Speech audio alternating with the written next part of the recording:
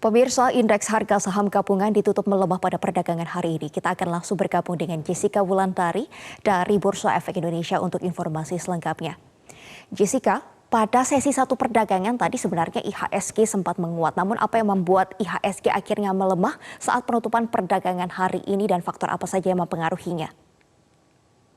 Mercy dan pemirsa, indeks harga saham gabungan pada hari ini ditutup melemah karena mengikuti pergerakan bursa secara regional. Untuk penutupannya hari ini turunnya 0,51%. Posisinya di level 7.017 dengan trading value atau nilai transaksi berada di level 11,9 triliun.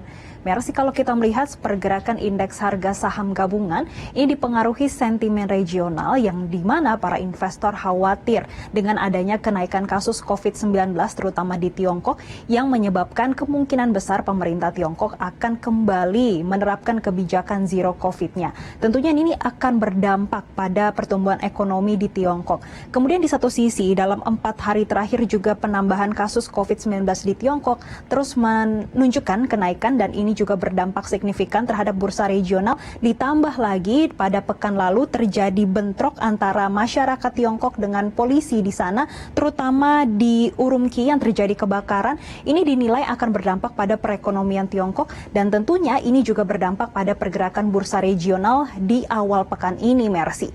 Yang mana berdasarkan pantauan kami pada sore hari ini, yang pertama ada Nikkei yang terpantau melemah 0,4%, Hang Seng juga melemah ataupun terkoreksi paling dalam 1,43% dan juga Straits Times yang terkoreksi 0,28%.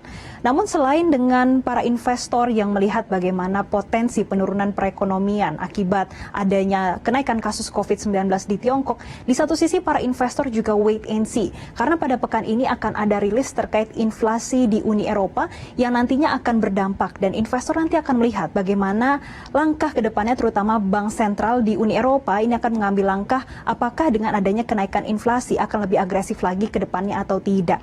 Maka dari itu untuk pergerakan indeks harga saham gabungan dengan ada sentimen tadi besok pun masih diprediksi akan terkonsolidasi, Mercy. Setidaknya akan ada di rentang 7.000 hingga 7.115. Mercy. Jessica, bagaimana dengan posisi nilai tukar rupiah saat penutupan perdagangan dan perkembangan harga-harga komoditas? Mercy, kalau kami memantau untuk pergerakan nilai tukar rupiah sejak pembukaan perdagangan tadi pagi hingga saat ini posisinya masih melemah. Dan pelemahannya pada penutupan perdagangan sebesar 0,33% di level 15.724.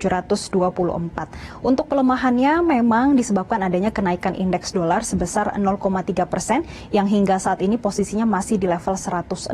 Yang mana Mercy sebetulnya untuk kenaikannya 0,3% dinilai analis ini tidak cukup besar karena ini masih dipengaruhi sentimen. Di satu sisi ada sentimen positif yaitu The Fed yang kemungkinan besar akan tidak agresif lagi di bulan Desember dan di awal tahun 2023 untuk kenaikan suku bunga acuannya.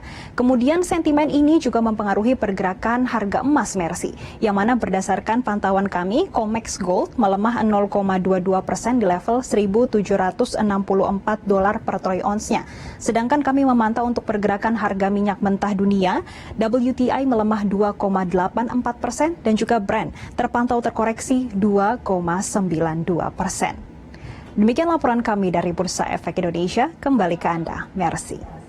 Terima kasih Jessica Wulandari untuk laporan Anda langsung dari studio Bursa Efek Indonesia. Selamat kembali bertugas.